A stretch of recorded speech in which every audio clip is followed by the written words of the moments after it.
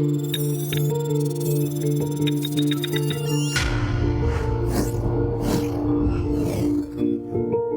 no means is it over. We can hack human beings and other organisms. Science is replacing evolution by natural selection with evolution by intelligent design. Not the intelligent design of some god above the clouds. But you, the real you, your intelligence, your memory, your personality is going to live forever and ever. According to the Bible, you will never die. So the moment you bend your body for yoga, you are practicing Hindu. Elon Musk has now taken over Twitter. Pope says he wants everyone on Earth to show in the battle against climate change. Free will, that's over. For God has not given us a spirit of fear, but of power and of love and of a sound mind.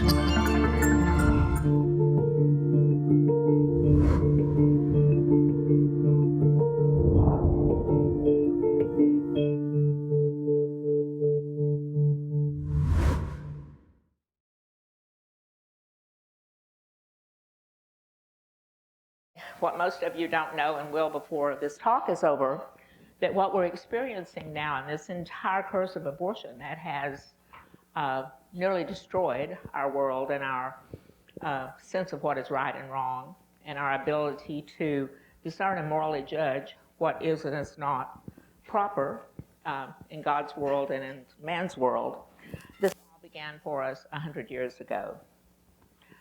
I covered Roe v. Wade when the case was argued.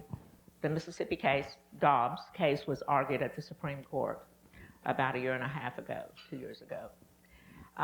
At the time, I was still working as a reporter in D.C., and I had various blogs and so forth that I reported on. I had given to the Mississippi attorneys the information from my book and about this conspiracy. There are key elements of that information that prove that the original Roe v. Wade decision was fraudulently perpetrated on the American people. So I'm standing outside the Supreme Court. They quit letting, I used to be in the press gallery at the Supreme Court, but as of COVID, they locked all the, what I call the real press, out, and only people from CNN, MSNBC, NBC, ABC, so forth could get into the press gallery. The rest of us have to cover it from out on the sidewalk in front of the court. Well, I was delighted to hear they would allow us to listen to the live broadcast of the arguments. So I'm listening to the Mississippi attorneys argue, and they said, Roe v. Wade was fraudulently perpetrated on the American people. Then they said, there are these surveys that were taken by this guy by the name of Lawrence Lader, and all of the survey information that was cited 17 times in Roe v. Wade was falsified information. Thinking, bingo, I called up Lisa and I said, they're talking about our stuff. And so then they say that the only advisor to the court on this Supreme Court case, and the personal advisor to Justice Blackmun when he wrote his opinion that legalized abortion through Roe v. Wade, he was the attorney for NARAL, the National Organization for the Legalization of Abortion. It had been around since 1966. And these two guys who founded this organization were the only two advisors the court had on whether or not to legalize abortion. So this is what I heard Justice Roberts say that day. He said Roe was egregiously wrong and on a collision course with the Constitution from the day it was decided. And then later in his dialogue, he said Roe was egregiously wrong from the start. The court's opinion of why Roe v. Wade was egregiously, which means outstandingly bad, shocking, and completely wrong, is due to new evidence presented by the attorneys from Mississippi that revealed a conspiracy of vast proportions based in what can only be called fraud and manipulation of the highest court in the land. And ladies and gentlemen, that's why Roe v. Wade was overturned. It was the product of this research right here. that was helped by these people I just mentioned. Now, how did we get here? It was a setup, I can tell you that. Okay, in the beginning, everyone knows who Margaret Sanger is, right? Well, in about 1912, she decided that it was her job. She had been sort of indoctrinated into what was called Malthusian doctrine. And she came to believe that the world population needed to be rid of certain, unfit species, like people that were racially impure or impoverished or mentally deficient and so forth. So she decided to go to England and meet with the people that were in charge of this Malthusian organization. And so at that time, she met up with a guy by the name of Havelock Ellis. Now, Havelock Ellis was both a medical doctor and a psychologist. And he wrote a 7-volume set of encyclopedias on sexology.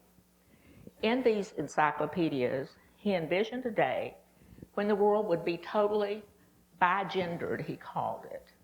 And he coined the term homosexuality in the late 1800s. He coined the term transgenderism all those many years ago. Part of this, he envisioned a population that could be either male or female on whim. What does this tell you? They planned to manipulate the human body in such a way that people could be both male and female physically, and they could go back and forth. What do they call it now? Where they, are bigender, I'm a fluid gender. He coined that term, fluid gender. So he and Margaret Sanger became lovers very quickly, even though she was married, of course. And they used to have orgies in the countryside of England at Lord Percy's estate, where all the men and all the women would mix together, and you can only imagine what occurred. And Margaret Sanger wrote in her own biography that she was at the ultimate zenith of her existence, being Aphrodite to all of these men.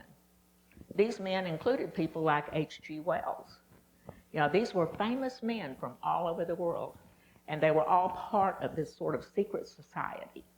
And they would get together and have these crazy meetings, and then they would go and change our world with the philosophies and ideologies that they developed in consorting with Satan himself, in my opinion. Okay. So, Sanger became quickly convinced that it was the job of people to control creation and to control mankind and to control the world.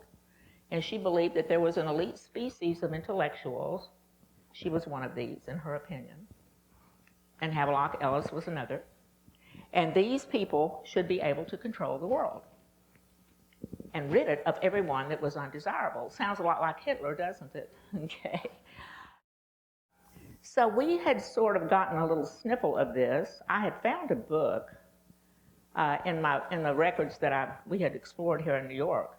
I found a book, the existence of a book called the 1927 Population Control Conference in Geneva, Switzerland. So I set about trying to find it, and I literally went all over the world looking for it, couldn't find it. I'd called several universities that said they had it in their libraries, and they did not. So that's when I wasn't living in D.C., so I came back up to D.C.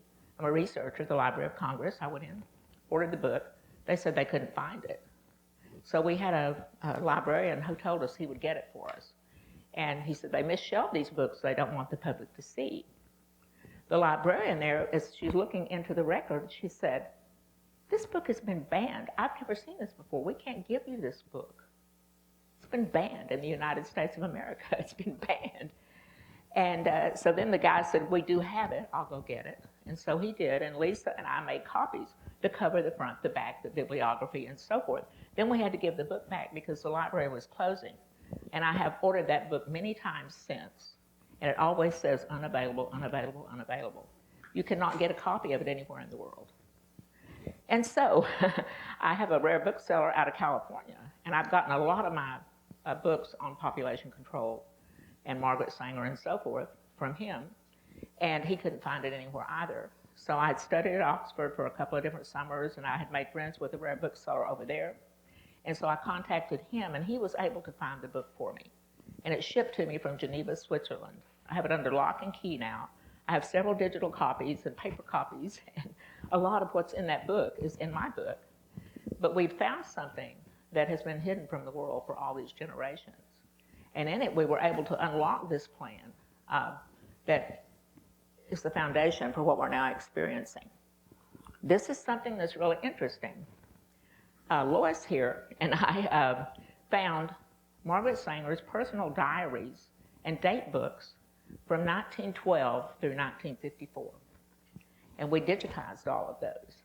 And I went through all of those, and in them I found that in 1927, in the summer of 1927, after having taken 3 years' worth of German from her home in New York, Sanger went into sailed into France. She normally sailed into London, but she sailed into the south of France, and she got a ride up to the Bavarian mountains. She met with someone in the Bavarian mountains. We know now she met with Adolf Hitler and his communication expert, his propaganda writer, Goebbels, I never can pronounce his name correctly. I'm a Texan, you know. So they met together. Immediately after that, they both went to Geneva. Hitler went there and organized his Nuremberg rally, where he rallied everyone to become a member of the Nazi Party, told them all why they should come. At that gathering were a bunch of scientists and doctors and economists, ecologists, and so forth. And there was a long list of them in my encyclopedia from World War II, right? I was able to find all this information. Well, I went into this book, and I thought, there has to be a reason, there has to be some kind of deep and dark secret why no one wants this book seen. So we get into the book, and what we find is the same doctors and scientists and ecologists and economists were at the Nuremberg rally, as were at Margaret Sanger's 1927 conference. Simultaneously organized with this was the World Health Organization, same year, 1927. So all of this was in lockstep with one another, and when we think that the person who brought us the wicked gift of abortion and has changed our entire world by a population of about 2 billion, as best we know right now, was in lockstep with the ideology of Hitler. She was most certainly a Marxist. She confessed to that. She was a rabid atheist, hated even the idea and concept of God. However, the only spirituality she would concede that might have some merit, she said, Buddhism is a nice philosophy, but I really like Eastern mysticism more than any. And when her daughter died, while she was consorting with Mr. Ellis here, her daughter died of pneumonia in New York, crying, Mommy, Mommy, where are you? Mommy, Mommy, where are you? So she had a seance conducted where she could try to contact her daughter after she died. And that's the only indication in all of Margaret Sanger's books that she had any kind of spirituality whatsoever. So that gives you a pretty good composite of the character. At these twin rallies in Geneva in 1927, am I on here? At these twin rallies was Dr. Death, the guy who was over the Nazi concentration camps. He and his medical cohorts, who conducted all the experiments on human beings. Some of these human beings were from the colonized countries of North Africa, where Germany had taken over, and they brought the natives from there back to Germany. And they literally, these experiments I'm talking about, where they were going to make people that were of 2 sexes and so forth, that they did that kind of stuff in lockstep with Hitler. Okay, we also know, and if you will go to your Cold Spring Harbor laboratory here on Long Island, on the front of their website, they will say that we did, in fact, do experiments for Margaret Sanger, and we were, in fact, tied to eugenics in the 1930s and 1940s. And they said, we don't do that anymore, and we haven't done it for many years, and we do regret it now. But those same kind of experiments, Margaret, after this 1927 conference, the first thing she did was set up a laboratory in Berlin to pay for human experimentation for her projects.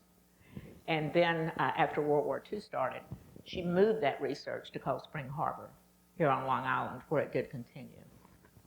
And she and Hitler had common goals: race purification and a socially engineered world of fluid gendered, sexually free, godless people. That was their goal for the world. And they did a lot of genetic engineering work. And Sanger's supporters during all this, and we have records of this, were the Rockefellers and the Fords, and many of America's highly elite, from people, very wealthy people from the industrial age. These were the supporters of this. And recently on the History Channel, they actually confirmed this. They said that the Fords and the Rockefellers were continued with their industrialization of Germany even after World War II, and that the Nazi regime did benefit from that. So that's a little piece of our research that now has been proven in the big world, right? Okay, and Sanger at one time, and this comes from various social registers and so forth, at one time she was the most famous person in the world. Everybody knew who she was. She had traveled the whole world. She knew the Emperor of Japan and his wife. Later on, after she created IPPF, International Planned Parenthood Federation, she was in lockstep with the one-child policy in China. Her Planned Parenthood clinics, the international ones, were the people who did the abortions for the one-child policy and helped enforce it. So we've had this wickedness among us all those years. After World War II broke out, she came back to the United States and focused on establishing as much celebrity as she could for herself in the U.S. She had barnstormed through the United States between the two world wars. She went to Europe, conquered Europe, and then she came to the U.S. and began conquering the U.S. She spoke for organizations like the Ku Klux Klan, fringe organizations, super hyper-liberal organizations. Those were the people that she catered to with this wicked ideology that she had developed, that we are just people put here for our own pleasure. But we also are responsible for engineering a world that will adopt this ideology that we have. Now, there was a wicked axis that happened in the early 1950s. Sanger was getting older. She was in her 70s. And she knew she had to hand off the baton to someone else. And so there was a very famous young journalist, young handsome guy from New York, Lawrence Slater. He was a Harvard graduate. He had been a reporter during World War II, a war correspondent, and he was very well known. You can't find him anywhere anymore either, because after Roe v. Wade, he sort of fell into obscurity. He had served his purpose for the cause, right? And he's been wiped from history now. We have a very, very full record of him. We probably have 18,000 documents from his archive here at the public library. 60 days after Roe v. Wade, in 1973, 60 days after it was decided, he packed up all of NARAL, National Association for the Repeal of Abortion Law, packed up all of their records. He had founded that organization. He and this attorney that advised the court, Cyril Means, they were the co-founders of it. They were also professors, both of them, at New York University. Later taught journalism, and of course, the attorney taught law. And so they had founded NARAL, and he had ownership of all the records. So 60 days after Roe v. Wade, he packs everything in cartons, seals them up, takes them to New York Public Library, and he puts them into a sealed archive, sealed until the year 2000. Because Cyril Means, the attorney, said if we do it for at least 50 years, the law will go into perpetuity and it can't be disturbed. So they didn't want anyone to see any of this information. The secret to us unlocking this was us cracking that archive. And I found that archive during the research for my PhD. I was doing research on the history of the communication that led us to legalize abortion and to cause a woman to think it's okay to murder her child. Basically, that wasn't the title of it, of course, but that was the thesis of it, you know. And so I discovered this archive during the process of looking for research documents to support that. And we unlocked this cornucopia of just this crazy, wicked scheme that none of us have ever known existed. You know, and through the 50s, they're telling us about things like the population bomb. You know, we're all going to blow up, the world hunger, we're all going to starve to death. These people were behind all that too. They were joined, and back here, by the way, at my table are research boards from various academic presentations I have done about this data, you know, this information that we have. But they were, so Lawrence later becomes Margaret Sanger's biographer, her only official biographer. She had one other biography written, and it's also in the library. It was written in 1938. And the person who wrote it, she decided she didn't like what he wrote about her because a lot of the truth we found came from that document, that book, and she didn't allow it to be published. We found the publisher's galleys in the library, and so we were able to photocopy that as well. So we have the information about this conference from that also. So she needed someone to give her a better public image for the world, so Lawrence later took on the task. He said he went from being her biographer within 3 months. I was her disciple, he said, and he vowed to carry forward all the work that she had begun to do. Well, by now she had had the 1927 population conference. They had another one in 1929. Margaret Sanger and this industrialist by the name of Hugh Moore, who owned the Dixie Cup Company, and he could sell anybody anything, he said. He decided to sell the world on the fact that we must control the population to survive as a species. So he set about doing that. And he had a book written by a scientist, from Stanford University. And the whole world became convinced. In the book, I have like 2 chapters just on how they convinced the world that we needed to control the population in the 1950s and early 1960s. So these 2 people together, this Hugh Moore and the Fords and the Rockefellers, sat down with President Roosevelt in 1946 and using a communication study done paid for by the government, by the way, of the communication that Hitler used to indoctrinate the Nazis, and look up Carl Hovland, who was with Yale University, and he did something called the Yale study. And it's how you can convince a population to do anything you want them to do. Using that study and their ideology about world population and Malthusianism, they convinced President Roosevelt to allow them to open something called the United Nations. The very first council in the United Nations was the Population Control Council. These people were part of organizing that. FDR authorized funding for it. Hugh Moore gave portions of money into it so they could set up worldwide population control. Margaret Sanger set up International Planned Parenthood Federation in 1952, and by 1954, they were performing mandatory abortions in 52 countries using United States money funneled through the United Nations to do the abortions. So that's how long this thing has been going on. We have no idea how many lives have been lost. We have no idea how many people have been mandatorily sterilized. During the 1930s, I guess she needed something else to do while, between the wars. And so she gets involved with a group that had a Supreme Court case to cause people that had mental handicaps or that were institutionalized for mental illness to be mandatorily sterilized. She was part of that thing as well, and they actually did enact that into a law for a while, where if a woman was in a mental institution, they could sterilize her and she had no say-so over it. Also happened to a lot of prisoners, a lot of male prisoners were mandatorily sterilized under this population control thing. They didn't want these people breeding and causing more problems for the world. And, Ivan had sent me some things from this lady that's about the Seventh-day Adventist, read a lot, and I was particularly struck by this quote. And I thought, this is really prophetic. She said, "She who expects to become a mother should keep her soul in the love of God. Her mind should be at peace. She should rest in the love of Jesus, practicing the words of Christ. She should remember that the mother is a laborer together with God." Now, these people didn't believe in God. They actually hated the notion of God, right? And consequently, they have to hate God's greatest creation, and that is she who can give life. And I agree with what she's saying about we as women, we are vessels of life, and it's a supernatural thing.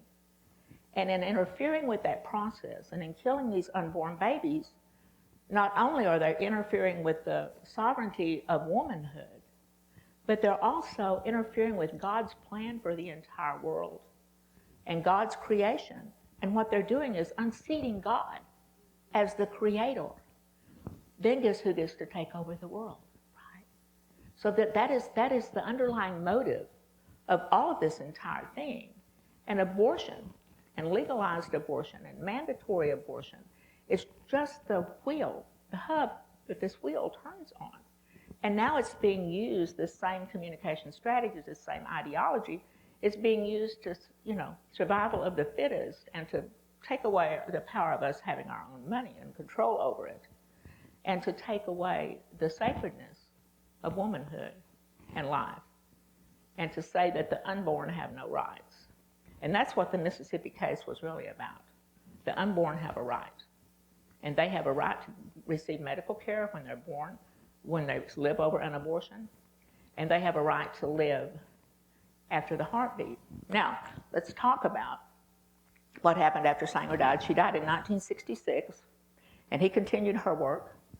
Later in Means, the Mean duo evolved this NARAL. They organized it in 1966 on Christmas Eve.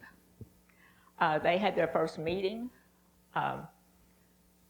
national meeting in New York City, or state meeting in New York City, which is the state where abortion was first legalized.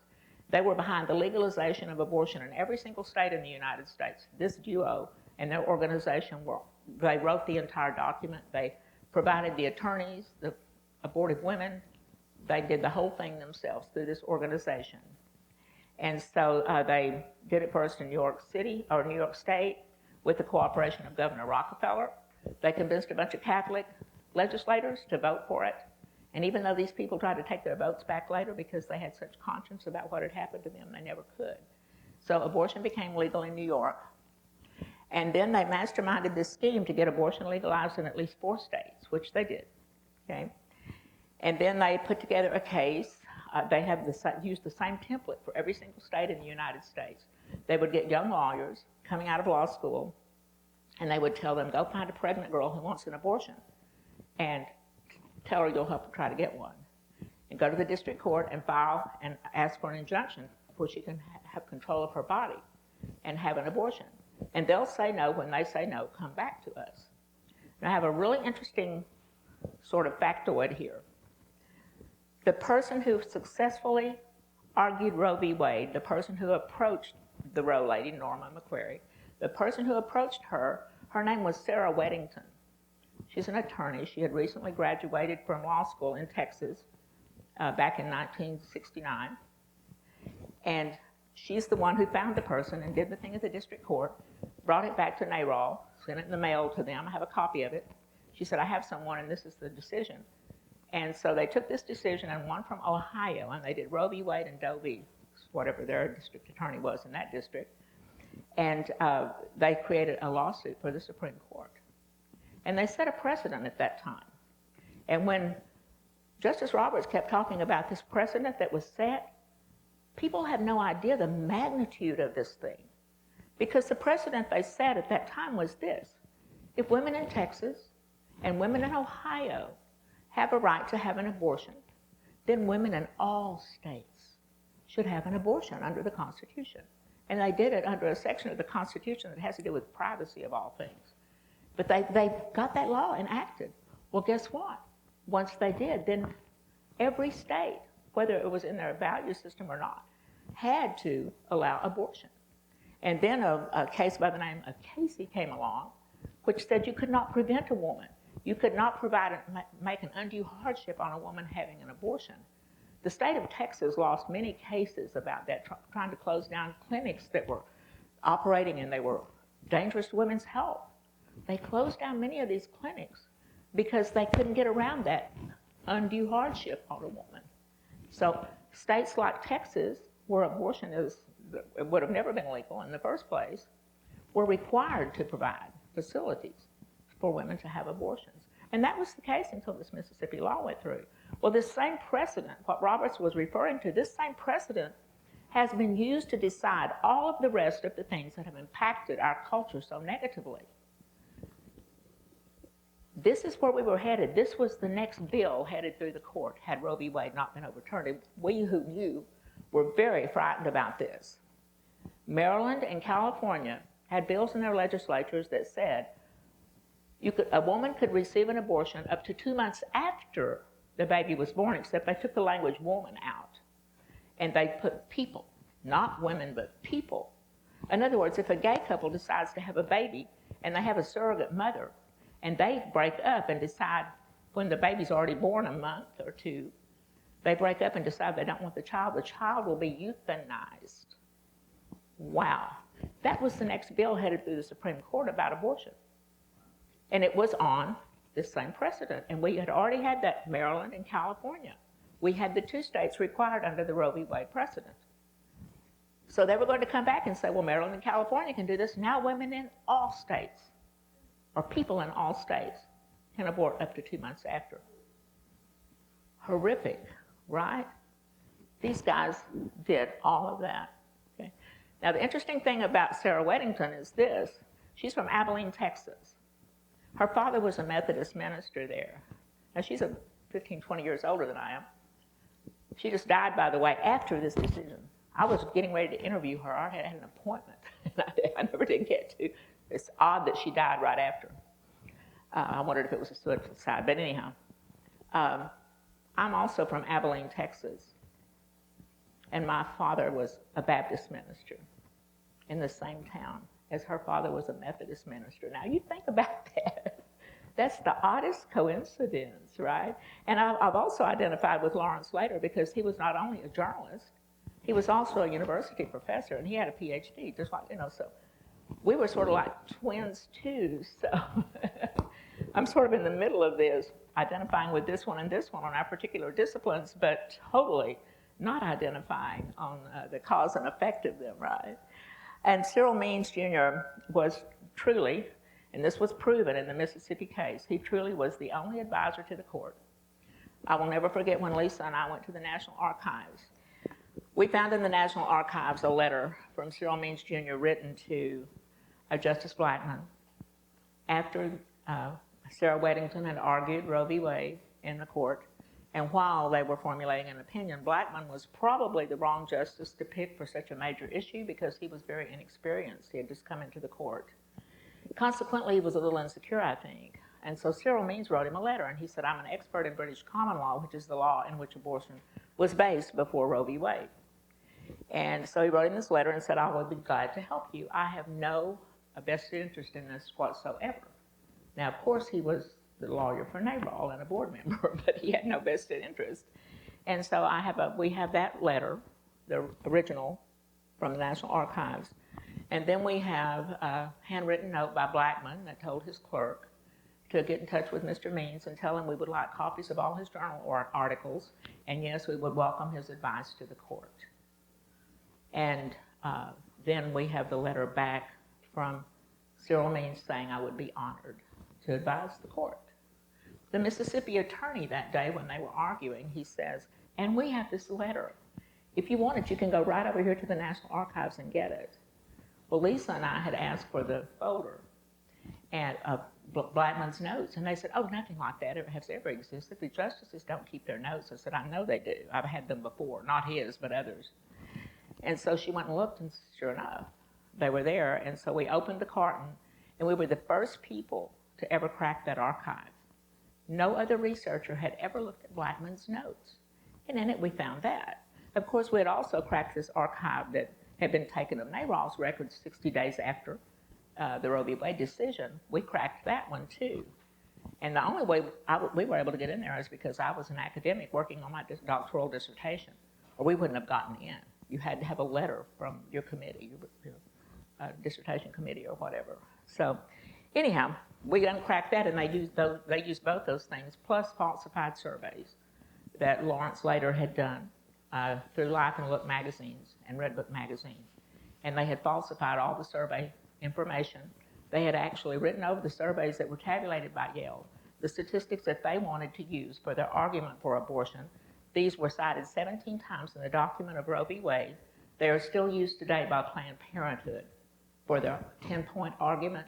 They're the same 10 points. They were written by the journalist Lawrence Lader and this lawyer, Cyril Means.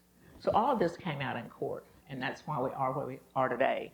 The reason that everyone is so worried about this, and I'm talking to people on the left, and why I don't know if there are any of those here tonight or not, but the reason they're so afraid of this, the reason there's been so much turbulence over Roe v. Wade being overturned, is they've used this precedent to do everything else to us. You know, being able to transgender our children at the will of the child. It's based upon this precedent. Assisted suicide, based on this precedent. Everything we have that's evil and unjust and does not respect life from the point of conception until the point of natural death is based on this. All of our laws about marriage, gay marriage, based on this precedent right here. And Justice Roberts said, I don't know what we're going to do. This precedent has been used for everything. So they know that when we begin to unwind this, and when the truth comes out, it'll change the world, literally. And we may take our nation and our world back for us, for freedom, for liberty, and for God, right? So that's what we're hoping for. Okay. Now, let me stop here by saying that. I know I've probably gone over time. Technical difficulties will do that for you. Buys me a little more time on the program. This book is complete. It has been the War of the Worlds. One of Margaret Sanger's people wrote The War of the Worlds. H.G. Wells wrote that, and he was, Margaret Sanger's her favorite lover of them all. And I've thought about that. This is another war of the worlds, you know. It's been a war against me and all my work and all I've done. And I'll be talking about this tomorrow. This is not about me. I never in my lifetime thought I would ever be a pro-life advocate. I mean, I was pro-life, but I never saw myself as that. But I was led by God to this. Everything I found, everything we did, God led me. Even me going back to school when I was middle-aged and a grandmother was led by God. He said, go get as high a research degree as you can, because I'm going to give you something to do that will change the world. So I did all this, you know, out of obedience to God, not knowing what it would be. And I was really surprised in 2008 when he put me with a pro-life activist in Washington, D.C. by the name of Missy Smith. And she's told me, she said, they're selling baby body parts again. And I said, what? And she started telling me about the baby body parts industry in 1999 and 2000 and how the Congress had shut it down and made it against the law. She said, but they're doing it again. And the ladies and I that pray outside the clinics, we're watching them take these vans, take the parts away. So I have all these little Catholic ladies as my investigative reporting team, and we start following these vans. And they were going to places called tissue retrieval labs, you know. And we discovered, yeah, they were doing this again, and they were breaking the law to do this. And it got me engaged and involved in this. So when it came time to do my dissertation, you know, I decided, well, I'll try to figure out how we arrived at this point as a people, as a culture, as a world, as a country. You know, how do we get here? How do we become so godless that we enact laws that say it's okay for a woman to kill her own child just so she can have a better life? You know, what has happened to humankind? You know, and in that, God unlocked all these archives, piece by piece and bit by bit. Now, the book itself it's been a huge struggle. I've been doing the writing for close to 4 years now. And I've had all kinds of technical challenges. After I evacuated to Texas and I had no media left, I still had my really good research computer that I'd had built for the purpose of research because it has this huge archive in it. At my house, I have a big closet completely full of these documents. I think it's over 20,000, maybe 30,000 pieces of paper, primary source. At some point, once the book is out, we already have all the data digitized, and I want to put together a database where people that buy the book can go take this information and put it, you know, into something that they're doing to help fight for this cause.